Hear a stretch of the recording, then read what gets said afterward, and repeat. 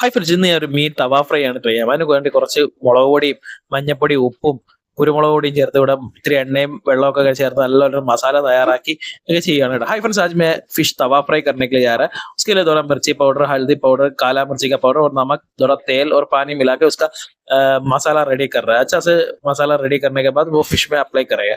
അങ്ങനെ ഞാൻ എണ്ണയൊക്കെ ചേർത്ത് നല്ലോണം കുഴച്ചെടുക്കുകയാണ് കേട്ടോ. നല്ല കുഴമ്പ് പരുവത്തിൽ ആ മസാലയൊക്കെ ഒന്ന് നല്ലോണം കുഴച്ചെടുത്തിട്ടുണ്ട്. ഇത്തിരി വെള്ളം കൂടെ വേണം. അപ്പൊ ഇത്തിരി നല്ലോണം കുഴമ്പ് പരുവമായിക്കൊണ്ടിരിക്കുക. വെള്ളമൊക്കെ ഒഴിച്ച് ലൈറ്റായിട്ട് വെള്ളമൊക്കെ ഒഴിച്ചൊന്ന് കുഴമ്പ് പരുവമൊക്കെ ആക്കി എടുത്തതിന് ശേഷം നമ്മൾ ആ മീനിലോട്ട് ഇനി അപ്ലൈ ചെയ്യാൻ പോകണം കേട്ടോ. അങ്ങനെ ഏകദേശം അത് കുഴമ്പ് പരുവമായി. ഇത് മീനെന്ന് പറഞ്ഞാൽ ഇന്നത് ശീലമാണ് കേട്ടോ. ഞാൻ മീൻ എടുത്തത് देखो अच्छा सा मसाला वो फिश का ऊपर पूरा अप्लाई कर दिया। फिश का ऊपर थोड़ा अप्लाई करके उसके बाद थोड़ा मैरिनेट करने के लिए देखे അങ്ങനെ ഫിഷിന്റെ മുകളിൽ അപ്ലൈ ചെയ്തിട്ട് കുറച്ച് നേരം മാരിനേറ്റ് ചെയ്യാൻ വെച്ചു.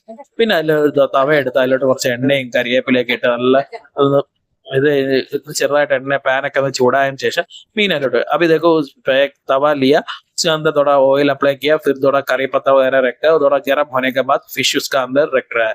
देखो അങ്ങനെ നല്ല തവയൊക്കെ ഒന്ന് ചൂടായി ഒന്ന് ആ കരിവേപ്പിലൊക്കെ വെച്ച് കഴിഞ്ഞപ്പോഴത്തേക്ക് അതിലോട്ട് ഞാൻ കണ്ടോ മീൻ അങ്ങ് ഓരോന്നോരോന്നായിട്ട് അടുക്കി വെക്കുകയാണ് കേട്ടോ. വെച്ചതിന് ശേഷം നമുക്ക് ഇത്തേറെ ഒന്ന് ചൂടാക്കി തവ ഫ്രൈ ചെയ്ത് നോക്കാം എങ്ങനെ വരുമെന്നുള്ളത് നമുക്കറിയാം।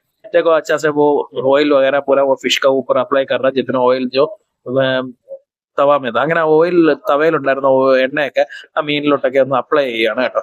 പക്ഷെ അത് കഴിഞ്ഞപ്പോഴാണ് മനസ്സിലായത് തവ ഫ്രൈ ചെയ്യാൻ പോയത് അൽഫാം मीनाई പോയി।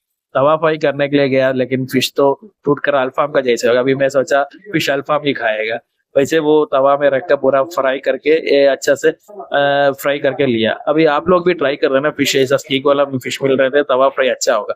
അപ്പൊ നിങ്ങളൊക്കെ തവ ഫ്രൈ ചെയ്തോക്കെ. എന്റെ അൽഫാം ആയി പോയി, പക്ഷെ നിങ്ങളൊക്കെ തവ ഫ്രൈ ചെയ്തോക്കെ. ഫിഷ് ഇങ്ങനെ തവ ഫ്രൈ ചെയ്യുന്നത് നല്ല ടേസ്റ്റിയാണ് കേട്ടോ. അപ്പൊ നിങ്ങൾ ട്രൈ ചെയ്യുന്ന വെച്ച് എന്റെ വീഡിയോ ഇവിടെ നിർത്തുന്നു.